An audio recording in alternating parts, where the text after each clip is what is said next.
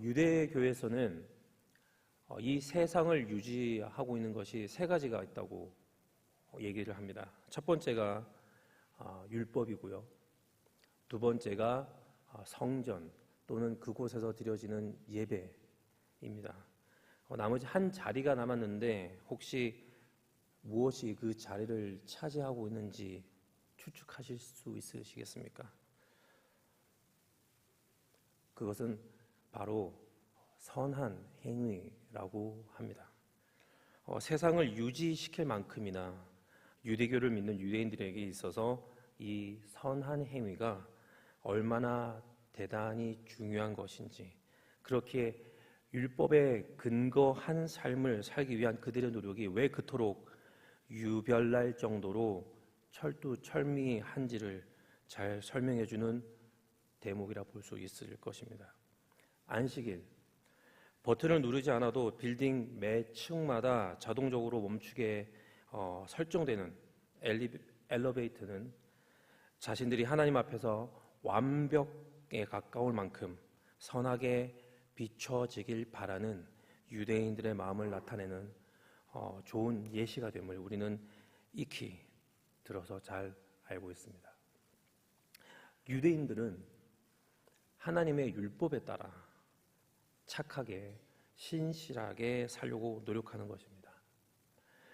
아브라함의 자손들인 유대인들이 그렇게 하는 이유는 그들에게 약속된 복을 받기 위함일 것입니다.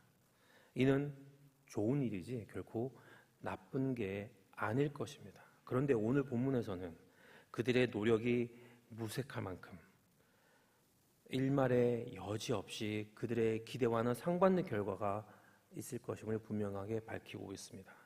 오늘의 본문 10절 말씀을 다시 읽어보도록 하겠습니다. 무릇 율법 행위에 속한 자들은 저주 아래에 있나니 기록된 바 누구든지 율법책에 기록된 대로 모든 일을 항상 행하지 아니하는 자는 저주 아래에 있는 자라 하였습니다. 오늘 이 10절에 해당되는 기록된 바 또는 율법책에 기록된 대로라고 해당되는 이 근거가 되는 구약의 말씀은 신명기 27장 26절입니다. 그 구절을 또 다시 한번 읽도록 하겠습니다. 이 율법의 말씀을 실행하지 아니하는 자는 저주를 받을 것이라 할 것이요 모든 백성은 아멘 할지니라. 이스라엘 백성들이 지켜야 할 모든 율법이 전해진 후에 하나님께서는 이렇게 말씀하셨습니다. 이 율법의 말씀대로 행하지 않는 자는 저주를 받을 것이라고 말입니다. 그런데 이 말씀을 오늘의 본문에서는 사도 바울은 두 개의 부사를 추가하여서 보충 설명하고 있습니다. 바로 모든 그리고 항상입니다. 하나님의 말씀에 근거하여 이스라엘 백성들과 그의 자손들은 모두 하나도 빠짐없는 모든 율법의 일들을 한 번의 예외 없이 항상 지켜야만 했던 것입니다. 그렇지 않으면 무조건 저주를 받게 되게 말입니다. 이 사실을 고려해 본다면 오늘날의 유대인들이 여전히 왜 그토록 철저하게 율법대로 생활하려 하는지 그 이유가 이해되는 것은 그리 어려운 일은 아닐 것입니다. 그런데 문제는 완벽하게 살아내기 위해 부단히 노력하지만 하나님께서 말씀하신 그 율법의 말대로 완벽하게 실행했던 사람, 유대인들의 역사 속에서 그 누가 있었을까요? 더욱이 율법을 완성하신 예수님의 기준, 다시 말해 형제에게 노하는 자마다 심판을 받게 되고 음욕을 품고 여자를 보는 자마다 마음이 이미 간음한 자라고 하신 그 기준을 당당하게 통과했다고 자신할 수 있는 자, 유대인의 범위를 벗어나서 이 세상 역사를 통틀어 과연 어느 한 명이라도 있을 수 있겠습니까? 그러니 율법 행위에 속한 자들은 저주 아래에 놓일 수밖에 없는 운명임은 당연자명해 보입니다. 그럼에도 불구하고 하나님의 율법을 완벽하게 지키고 있다고 자평하는 유대인들은 자신이 복을 받을 만한 사람이라 당연히 여길 것입니다. 그분의 말씀대로 행하고 있는 자신은 그만큼 착한 사람임에 분명하게 말입니다. 이러한 그는 하나님 앞에서 죄인이 아니라 의인인 것입니다. 그러니 의인이 되는 데 있어서 복을 받는 데 있어서 추가적으로 필요한 것 또한 없게 될 것입니다. 불굴의 의지와 부단한 노력으로 이렇게나 율법을 완벽하게 지키고 있는 나 자신인데, 그래서 하나님 앞에서 내가 당당한데 무엇을 더 해야 할 필요가 있을 것이며 외부의 어떠한 도움이 나에게 유익하겠습니까? 나 혼자 스스로 지금까지 잘 해왔으니 말입니다. 하지만 분명하게 이에 대해서 성경은 단언하고 있습니다. 로마서 3장 23절에서 모든 사람이 죄를 범하였음에 하나님의 영광에 이르지 못하더니, 겉모습만 보고 판단하는 다른 사람들의 눈에 있어서는 완벽하리만큼 율법을 잘 지키고 있는 것처럼 보일 수도 있겠지만, 유대인 그들만 아니라 이 세상에 내노라 하는 성인군자라 하더라도 마음 한가운데를 차지하고 있는 그 죄가 없이 사는 사람 단 한 명도 없습니다. 우리는 하나님의 율법에 근거한다면 모두 저주받아야 마땅한 사람인 것입니다.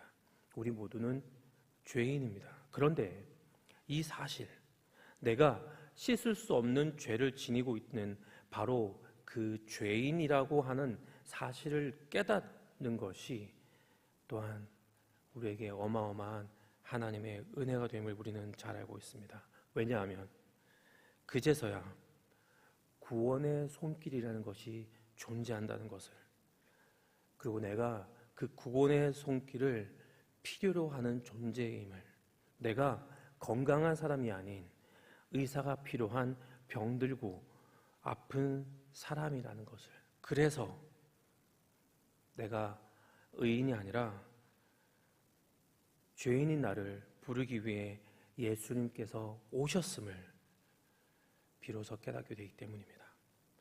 그리고 예수 그리스도에 대한 믿음을 통해 드디어 우리는 더 이상 죄인이 아니라 의인이 됩니다. 그리스도께서 나의 구원자이시고 나의 주인 되심을 믿고 고백하기에 우리는 그 믿음으로 이 땅에서의 삶을, 그리고 우리에게 주어진 영원한 삶을 살게 됩니다. 물론 율법에 따르는 순종함으로 동일한 삶을 살 수도 있을 것입니다. 하지만 분명한 것은 하나님 앞에서 율법에 대한 순종으로 의롭게 될 수 있는 사람, 그 누구도 없음을 우리는 방금 전까지 다시금 확인했다는 것입니다. 오직 믿음으로만 우리는 의롭게 되며 하나님 앞에 설 수 있게 됩니다. 반대로 행위에 매인 그 사람은 하나님의 말씀을 따르는 삶이라고 말하지만 정작 하나님은 계시지 않는, 자신이 세상 착한 사람 되어서 그것이 참된 만족이 될 수 없는 만족 속에서 살아가고 있는 것 아닌가 싶습니다. 아니면 실제 그렇지 못하지만 그러한 것처럼 완벽하게 지키지 못하고 있는 것을 최소한 자기 자신은 알면서도 아닌 척 위선의 삶을 사느라 썩은 무덤에 회칠을만을 반복하고 있는 건 아닌지 모르겠습니다.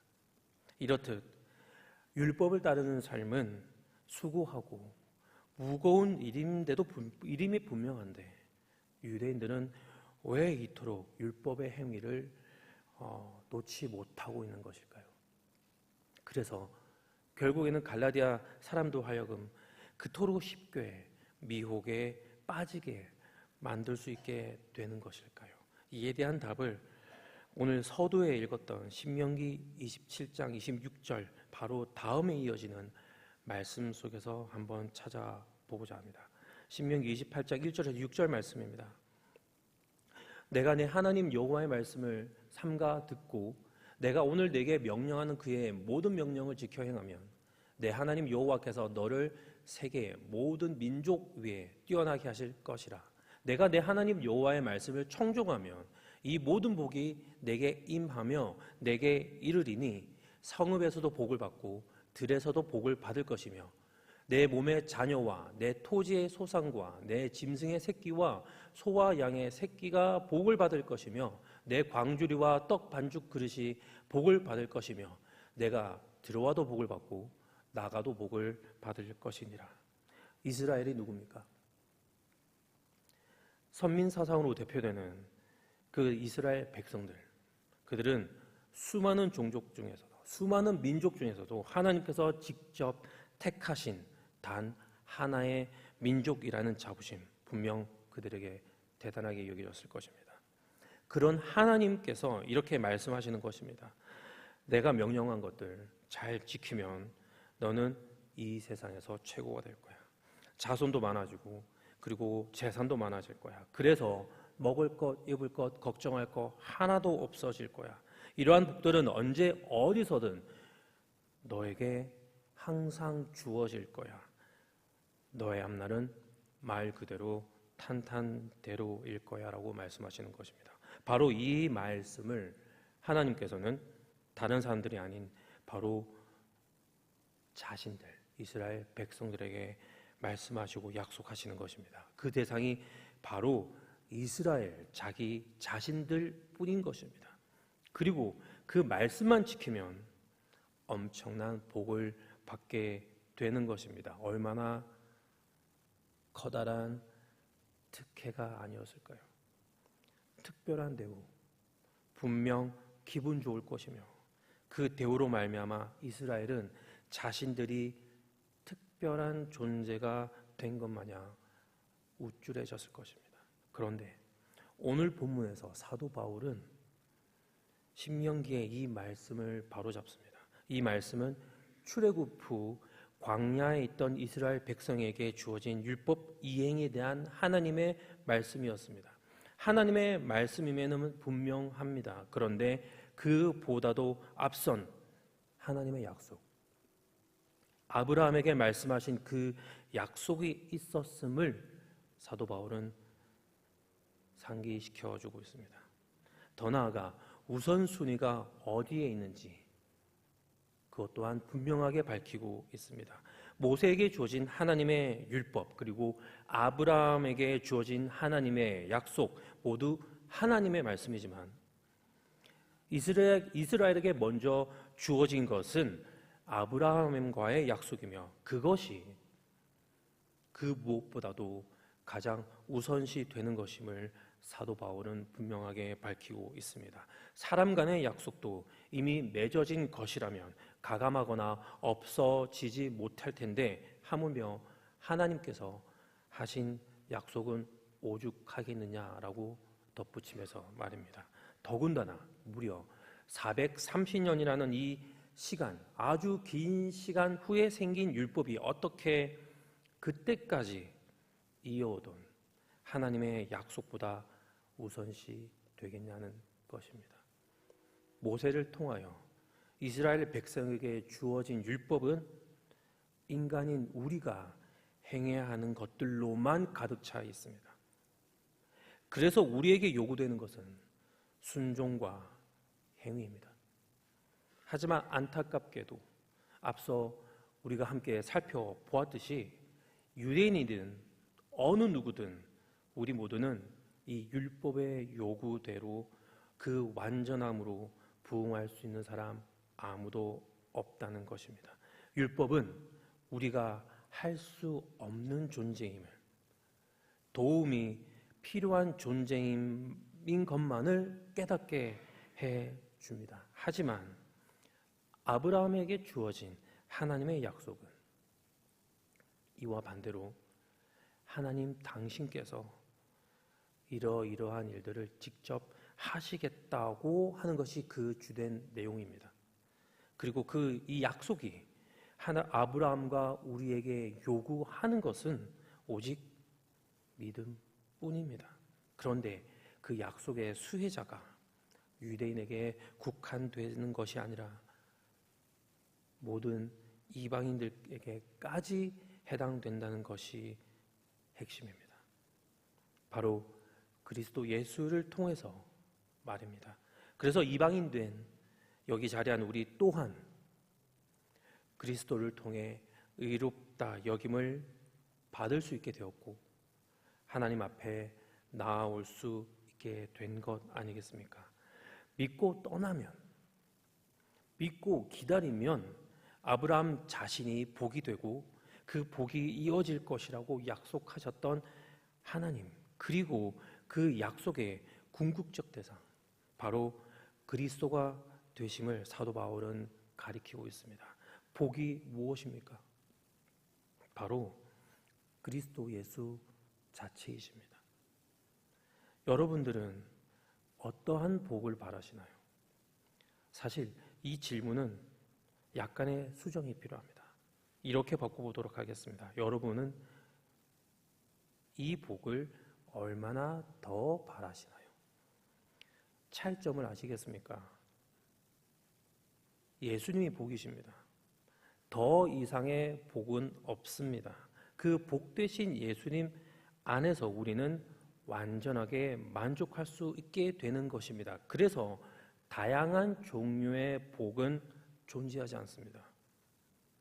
다만 복을 받은 우리는 복 되신 예수님을 더 깊이 알고 누리고 싶게 될 뿐이게 되는 것 아니겠습니까?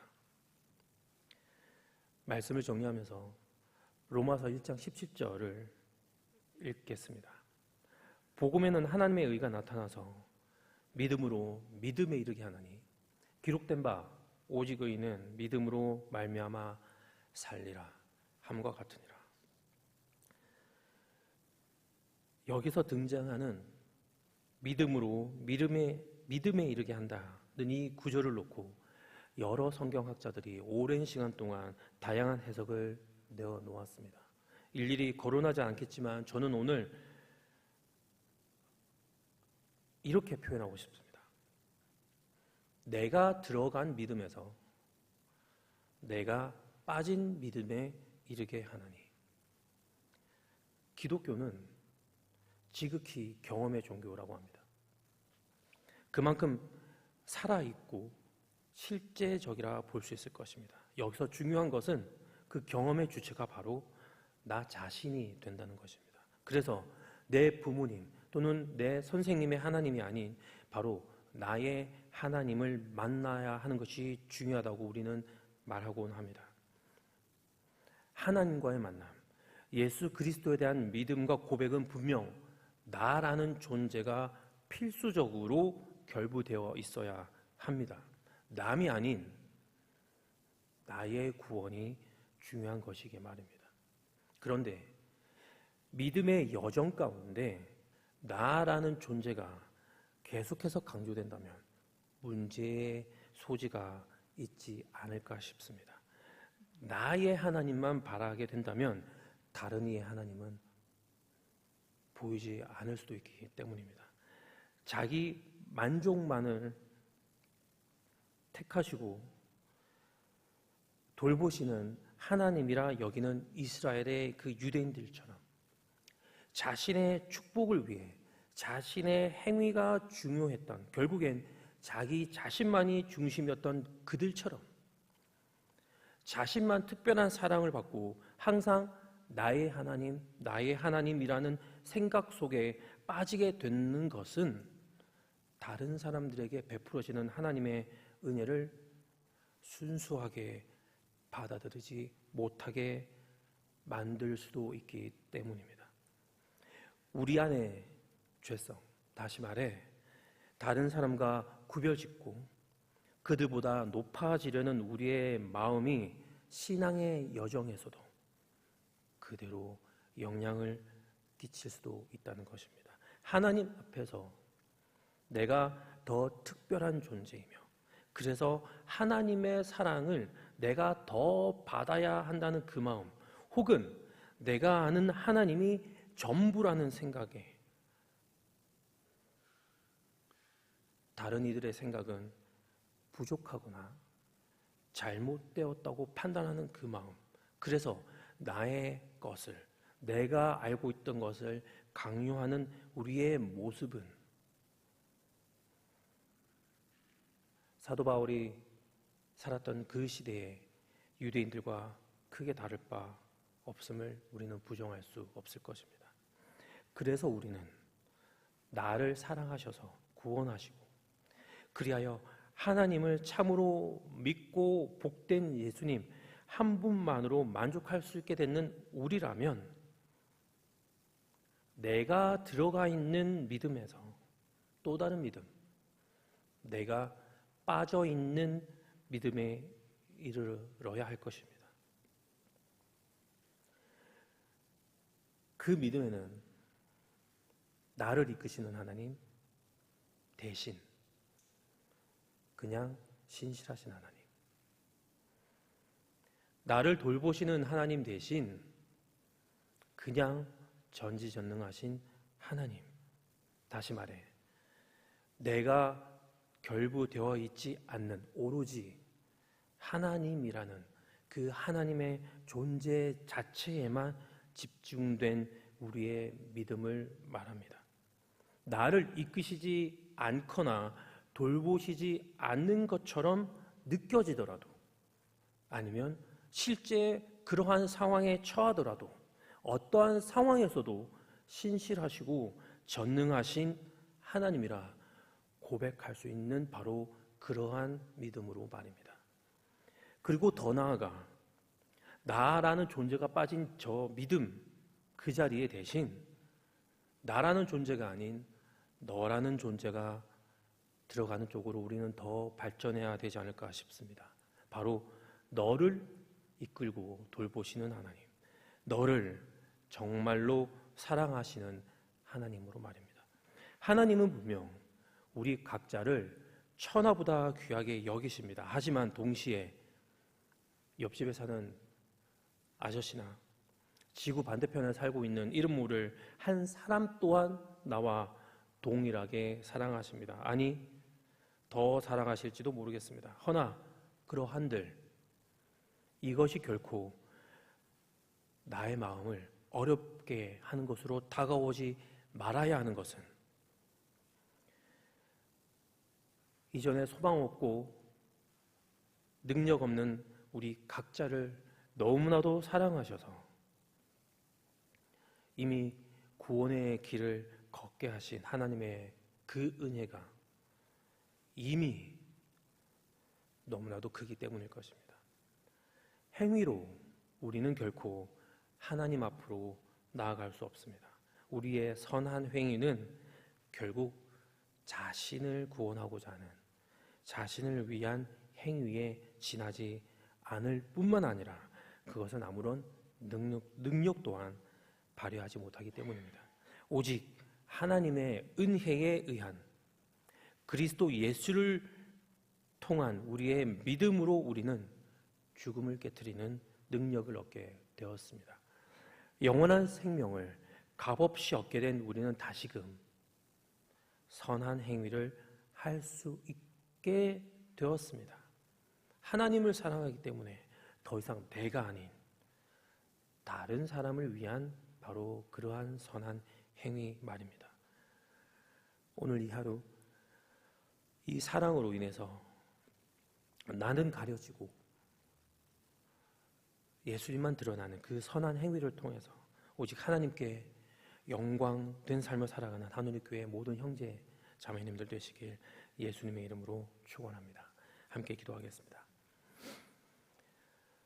하늘에 계신 아버지 하나님, 저희에게 믿음을 주시고 하나님을 알게 하시고 그리스도를 주인으로 모시고 사는 삶을 살게 하심,